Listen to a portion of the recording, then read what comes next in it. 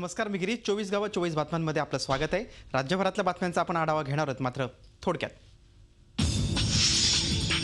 Doctor Narendra दाभोलकरांच्या हत्येला तब्बल 3 वर्ष उलटल्यानंतर सीबीआयनं आरोपपत्र दाखल केलंय. पुणे सत्र न्यायालयात हे आरोपपत्र दाखल करण्यात आलं. सीबीआयनं वीरेंद्र तावडे हाच प्रमुख सूत्रधार असल्याचं या आरोपपत्रात म्हटलंय. या प्रकरणी विनय पवार आणि सारंग अकोलकर यांनाही आरोपी करण्यात आले. हे दोघेही सध्या फरार आहेत.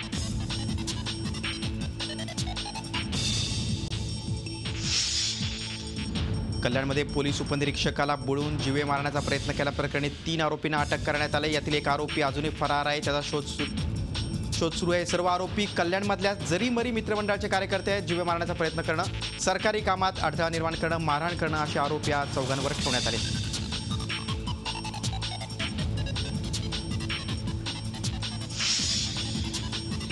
ट्रॅफिक कॉन्स्टेबल विलास शिंदेंच्या मृत्यूनंतर उठलेलं वादळ शमण्याआधीच कल्याणमध्ये पुन्हा एकदा वर्दीवरच जीवघेणा हल्ला झालाय. काल रात्री तिसगाव नाका परिसरात पोलीस उपनिरीक्षक नितीन डगळे यांना 4 जणांनी पाण्यात बुडवून मारण्याचा प्रयत्न केला. गणेश विसर्जनाच्या वेळी हा धक्कादायक प्रकार घडला. गणेश विसर्जन करताना वेळकाढूपणा करणाऱ्या कार्यकर्त्यांना डगळे यांनी हटकलं. याचाच राग येऊन संतप्त कार्यकर्त्यांनी डगळेंनाच तलावात बुडवण्याचा प्रयत्न केला. गणेशोत्सव मंडळ कार्यकर्त्यांची ही मुजोरी सहभागी झाले होते. पोलिसांच्या जीवावर उठणाऱ्या या घटनांमुळे पोलिसांच्या कुटुंबियांमध्ये मात्र चिंतेचा सूर उमटतोय.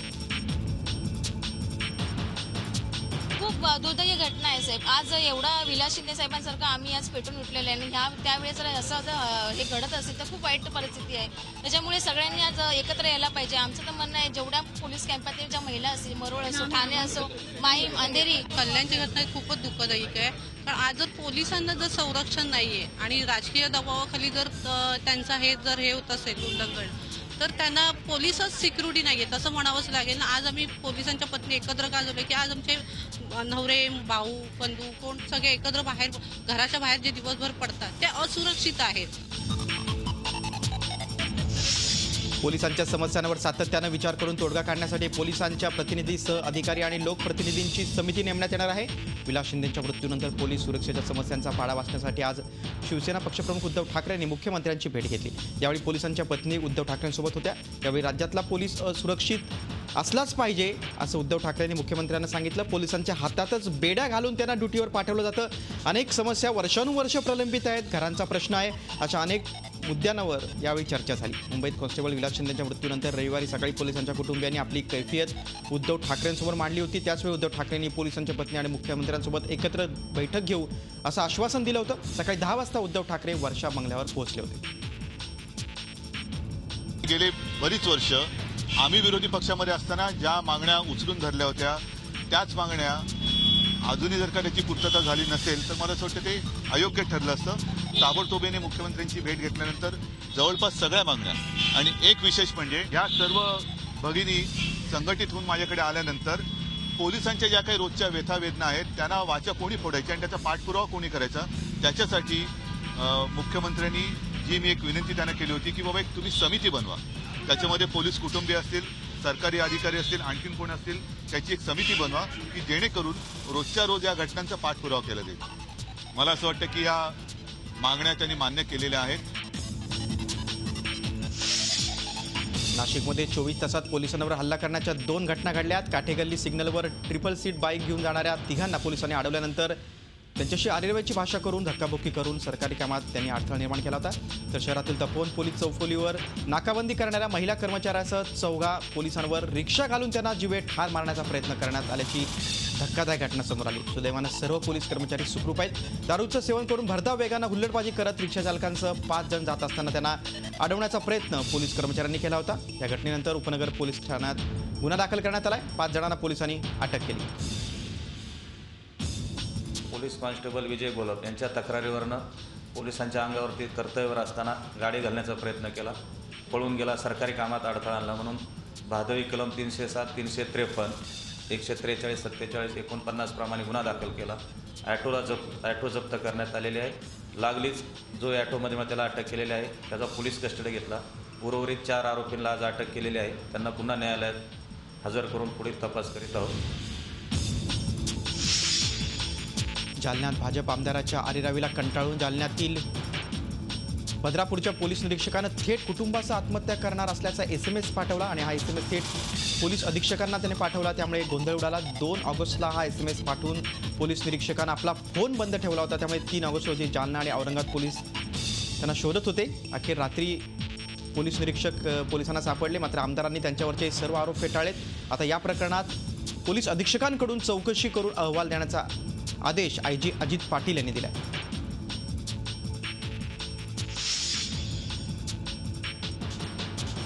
कोल्हापूर जिल्हा दूध उत्पादक संघ अर्थात गोकुळच्या वार्षिक सर्वसाधारण सभेत अपेक्षेप्रमाणे जोरदार गदारोळ झाला.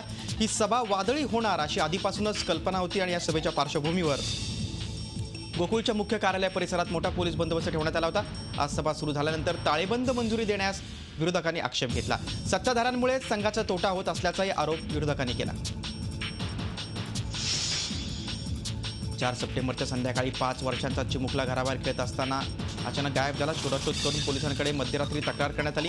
छोट्या कृष्णाचं अपहरण करून त्या आरोपीनं चंद्रपूर तेव्हा सोडलं होतं. याच परिसरातल्या रवी नावाच्या तरुणाबरोबर कृष्णाला जाताना काहींनी पाहिले होतं आणि त्याची टीप पोलिसांना मिळाली आणि पोलिसांनी तपासाची चक्र फिरवली. अखेर गणेशोत्सवाच्या पहिल्याच दिवशी कृष्णाचा शोध लागलाय.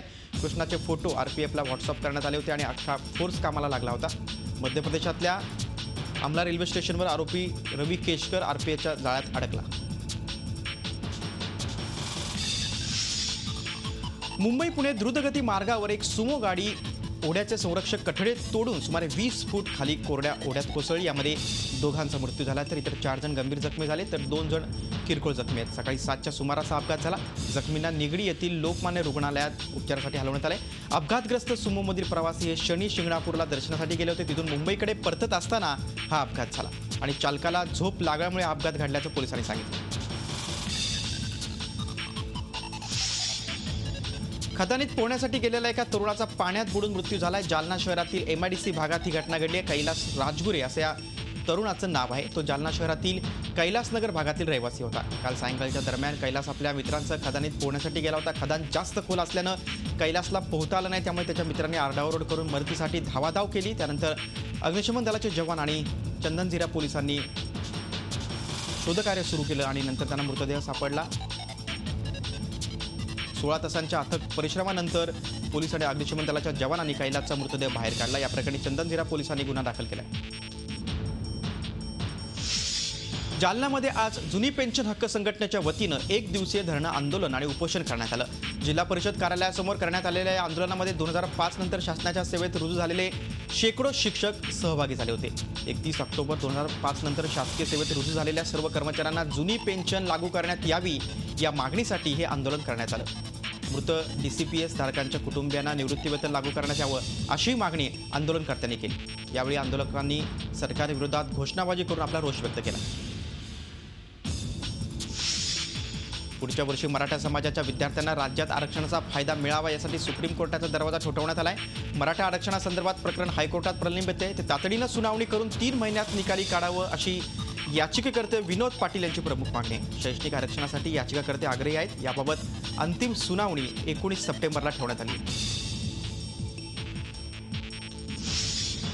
अभिमत विद्यापीठात होत असलेल्या प्रवेश प्रक्रियांच्या विरोधात आज राज्य सरकारनं सुप्रीम कोर्टात याचिका दाखल केली. प्रवेश प्रक्रिया कोण करणार यावरून राज्य सरकार आणि अभिमत विद्यापीठ यांच्यात वाद सुरू आहे. प्रवेश प्रक्रियेसाठी विद्यापीठं विद्यार्थ्यांची लूट करत असल्याचा सरकारचा दावा आहे. अभिमत विद्यापीठांच्या प्रवेश प्रक्रिया त्या राज्य सरकारांची राबवावीत असे केंद्राचे आदेश आहेत. मात्र हे आदेश विद्यापीठाने धुडकावले आहेत. यापूर्वी हायकोर्टानं या प्रकरणाला स्थगिती दिली होती. हायकोर्टानं दिलेल्या स्थगितीच्या विरोधात राज्य सरकार सुप्रीम कोर्टात गेले. राज्य सरकार प्रवेश प्रक्रियेसाठी 1,000 रुपये घेते तर अभिमत विद्यापीठं 5,000 रुपये घेतात. विद्यार्थ्यांना 8 अभिमत विद्यापीठातील प्रवेश प्रक्रियेसाठी 40,000 रुपये खर्च करावे लागतील. शेतकऱ्यांना सहज आणि सुलभ पीक कर्ज देणाऱ्या जिल्हा बँकेनं नाशिक जिल्ह्यातील शेतकऱ्यांना कर्ज देण्यास नकार दिल्यानं शेतकरी मोठ्या प्रमाणावर अडचणीत सापडला. जिल्हा बँकेनं वाऱ्यावर सोडल्यानं शेतकऱ्यांवर आता पिकं उभी करण्यासाठी खासगी सावकाराचे दार ठोठावण्याची वेळ आली. आधीच जिल्हा बँकेनं अवास्तव कर्ज पुरवठा केल्यानं आता शेतकऱ्यांना कर्ज पुरवठा करण्यास अडचण होत असल्याचं जिल्हा बँकेचं म्हणणं आहे. मात्र बँकेच्या या निर्णयामुळे आधीच चोबाजूने अडचणीत सापडलेला बळीराजा आता आणखीनच अडचणीत सापडला. त्यामुळे आता सरकारनंच यात लक्ष घालून शेतकऱ्यांना सहज सुलभ कर्ज पुरवठा करून शेतकऱ्यांच्या पाठीमागे उभं राहण्याची गरज व्यक्त होते. जमीन मनमाड सोसायटी विकासला 18 एकर जमीन ताराने आणि त्याच्यावर 3 लाख रुपये कर्ज घेतलं आणि ते कर्ज घेताना एकूण बाहेरून इकून आणून तर लोकांचे भरले आणि भरल्यानंतर ते कर्ज घ्यायला गेलो तर पैसे शिल्लक राहिले नाही असे बोलतात. मुलीचं लग्न केलंय, मला द्यायला कर्ज काढायला ये नाही. सावकार लोक कोणाचे 10-5 घेतले ते मला द्यायला ये नाही. अडचण येते म्हणजे 10-5 कोणाचे देणं घेणं करायचं कशावर करायचं. सोसायटीवालेच गरके घालायला लावत्या सारखे सारखे. आज नाही उद्या नाही, आता होईल नंतर होईल असे करत्या. किती वेळा गरके घालायचे. पुढच्या वर्षी मराठा समाजाच्या विद्यार्थ्यांना राज्यात आरक्षणाचा फायदा मिळावा यासाठी सुप्रीम कोर्टाचा दरवाजा ठोठावण्यात आलाय. मराठा आरक्षणासंदर्भात प्रकरण हायकोर्टात प्रलंबित आहे.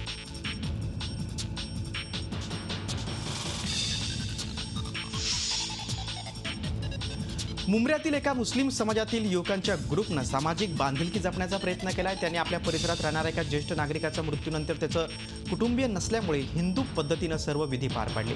मुंब्रा कोसा भागात राहणाऱ्या 65 वर्षीय वामन कदम यांचे कोणी नातेवाईक नव्हते, त्यामुळे त्यांचं अंत्यविधी करायला कुणीही पुढे आलं नव्हतं. त्यामुळे त्यांच्या मृत्यूनंतर 8 मुस्लिम युवकांनी हिंदू पद्धतीनं त्यांचे अंत्यविधीचे सर्व व्यवहार पार पाडले.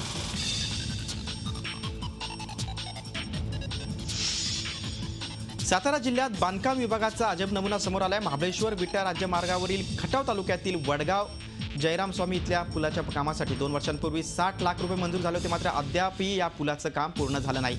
याउलट अजून 35 लाखांच्या निधीची गरज आहे अशी धक्कादायक कबुली बांधकाम अभियंत्यांनी दिली. त्यामुळे वडगाव, चोराडे, रहाटणे आणि पुसेसावळी ग्रामस्थांनी पुलावरच 6 तास ठिय्या आंदोलन केलं आणि संतप्त ग्रामस्थांनी अभियंता SV जाधव यांना घेराव घातला. दरम्यान त्यानंतर 2 महिन्यात या पुलाचं काम पूर्ण करू असं आश्वासन बांधकाम अभियंता SV जाधव यांनी दिले.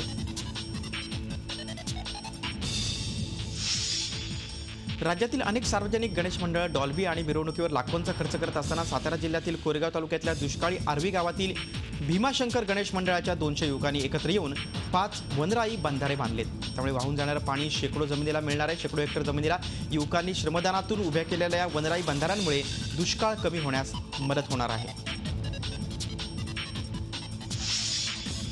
बुद्धीची देवता असलेल्या गणेशाचं स्वागत एका वेगळ्या पद्धतीनं करायचं असं साताऱ्यातील पाठकजी कुटुंबाने ठरवलं आणि त्यातूनच घरातील पुस्तकांच्या अफाट संग्रहाचा वापर करून गणरायासाठी खास सजावट करण्यात आली.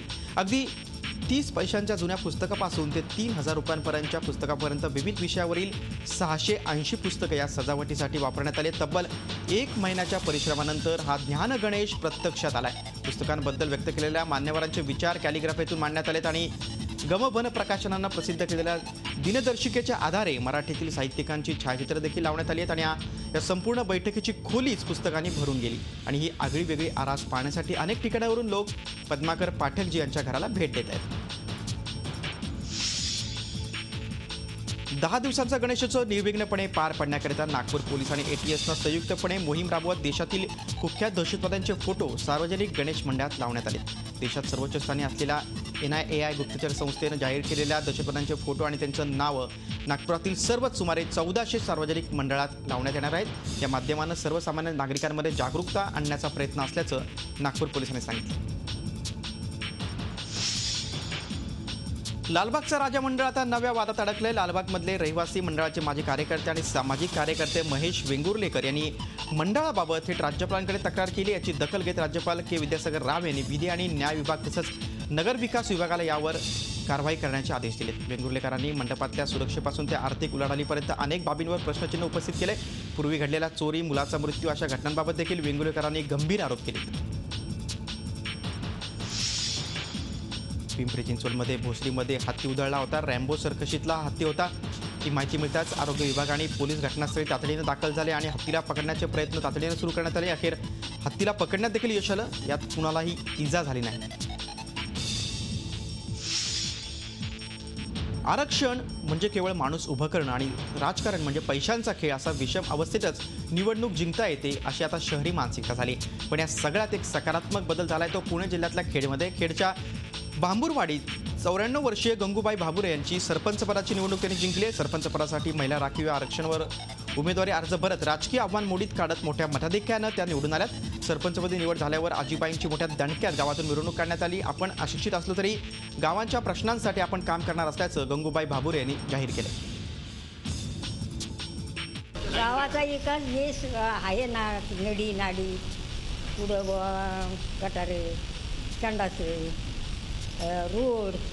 रोडांची नळे ते आम्ही करून घेऊ. गावच्या सर्व लोकांना त्यांनी आतापर्यंत भरपूर मदत केलेली आहे. त्यांच्या आयुष्यामध्ये त्यांनी ज्या लोकांना, गरीब लोकांना धान्य वगैरे देऊन त्यांनी लोकांना जे काही आतापर्यंत केलेले मदत, त्या मदतीचं फळ म्हणून लोकांनी आज त्यांना भरघोस मतांनी निवडून दिलेलं आहे. त्याचप्रमाणे आज सरपंचपदी त्या विराजमान झालेल्या आहे. तसेच त्यांच्या हातून ही गावचा विकास होईल याची मला खात्री आहे. मुंबई महानगरपालिकेची निवडणूक तोंडावर आलेली असताना मुंबईमध्ये पुन्हा एकदा मनसेनं परप्रांतीयांना मारहाण सुरू केली. विक्रोळी पार्क साईड येथील अमृतनगर सर्कल येथे मनसेच्या कार्यकर्त्यांनी फेरीवाल्यांना मारहाण केली. नाशिकवरून काही शेतकरी या ठिकाणी सरळ भाजी विक्री करण्यास येत असतात. या शेतकऱ्यांना इथल्या परप्रांतीय फेरीवाल्यांनी भाजी विकण्यास मनाई करून त्यांच्या गाड्या हुसकावून लावण्याचा प्रयत्न केला होता. या शेतकऱ्यांनी मनसेचे विभाग प्रमुख गणेश भगत यांना हा सारा प्रकार सांगितला होता आणि यावर मनसेच्या कार्यकर्त्यांनी या फेरीवाल्यांना चांगलाच चोप दिला.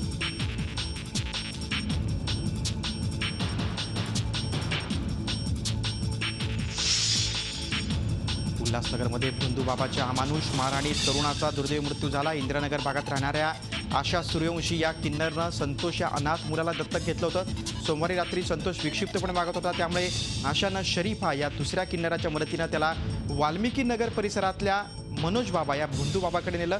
त्याला भूतबाधा झाले असल्याचं सांगत या भोंदूबाबानं संतोषला त्याच्याकडे ठेवून आशा आणि शरीफाला घरी जाण्यास सांगितलं. दुसऱ्या दिवशी सकाळी आशा संतोषला आणण्यासाठी गेल्या असता तिच्या हाती संतोषचा मृतदेह मिळाला. संतोषच्या पाठीवर बेदम मारल्याचे वळ, चटक्यांच्या असंख्य खुणा होत्या. त्या भोंदूबाबानं संतोषला भूत उतरवण्याच्या बहाण्यानं बेदम मारहाण केल्यानं संतोषचा जागीच मृत्यू झाला होता. या प्रकरणी पोलिसांनी भोंदूबाबा आणि त्याचा मुलगा आणि भोंदूबाबाकडे तरुणास घेऊन जाणाऱ्या एका किन्नर अशा तिघांना अटक केली. त्यांच्या विरोधात पोलिसांनी खून आणि महाराष्ट्र जादूटोणा विरोधी कायद्याअंतर्गत गुन्हा दाखल केला.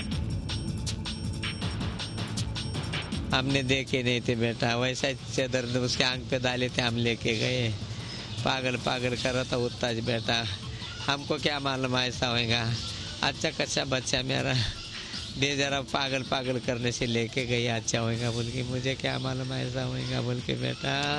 भूत काढण्याच्या नावाखाली की बाबा याच्यामध्ये संतोषच्या अंगात 2 लेडीज आहेत, त्या काढण्यासाठी म्हणून त्यांना अमानुषपणे मारहाण केलेली आहे. मारहाणीमध्ये त्याचा मृत्यू झाला. जशी आम्हाला माहिती मिळाली ताबडतोब आम्ही स्पॉटला गेलो, रेग्युलर आमची प्रोसेस तयार केला, आरोपीला अरेस्ट केलं आणि गुन्हा नोंद केला. आणि इथं मर्डरचा गुन्हा नोंद केलेलाच आहे आम्ही. त्याचप्रमाणे महाराष्ट्र जादूटोणाविषयी कायदा आहे, तो सुद्धा आम्ही अप्लाय केला. आतापर्यंतचा सर्वात स्लिम आयफोन आज अमेरिकेतल्या सॅन फ्रान्सिस्कोमध्ये लॉन्च करण्यात आला. भारतीय वेळेनुसार हा फोन लॉन्च रात्री 10:30च्या नंतर कधीही बहुप्रतीक्षित आयफोन 7 लॉन्च करण्यात येणार आहे. सालाबादप्रमाणे याही वेळी ॲपलच्या इव्हेंटचं लाईव्ह स्ट्रीमिंग करण्यात येणार आहे. आयफोनच्या या नव्या आवृत्तीबद्दल संपूर्ण जगातल्या टेक्नॉलॉजी सेवी तरुणाईमध्ये प्रचंड उत्सुकता आहे. आयफोन 7ची रुंदी अवघी 1 मिलीमीटर असण्याची शक्यता आहे. त्याचप्रमाणे या फोनमध्ये पारंपरिक ऑडिओ जॅकला फाटा देऊन वायरलेस हेडफोन्स दिले जाण्याची शक्यता वर्तवण्यात येते. याशिवाय अनेक नवी फीचर्स आयफोन 7मध्ये असणार आहेत. विशेष म्हणजे आयफोनची वाढती लोकप्रियता कॅच करण्यासाठी यावेळी आयफोन 7 दिवाळीच्या आधीच भारतीय बाजारातही उपलब्ध होण्याची शक्यता वर्तवण्यात येते. भारतापासून हजारो किलोमीटर दूरवर असलेल्या भूमध्य समुद्रात एका रात्रीत अत्यंत महत्त्वाची घटना घडली. भूमध्य सागरात महाकाय लाटा उसळत होत्या. पश्चिम आफ्रिकेतल्या शरणार्थ्यांची एक बोट खवळलेल्या समुद्रात लाटांशी झुंज देत होती. ही माहिती इटलीच्या कोस्टगार्डला मिळाली. कोस्टगार्डची टीम शरणार्थींच्या बोटीपर्यंत पोहोचली आणि शर्थीच्या प्रयत्नानंतर जवळपास या बोटीतून तब्बल 2700 जणांचे प्राण वाचवण्यात यश आलं. तर 15 जण वाहून गेल्याची माहिती ही समोर आली आहे. अतिशय कमी क्षमतेच्या बोटीत शेकडो शरणार्थी भरलेले होते. झी 24 तास रहा एक पाऊल पुढे.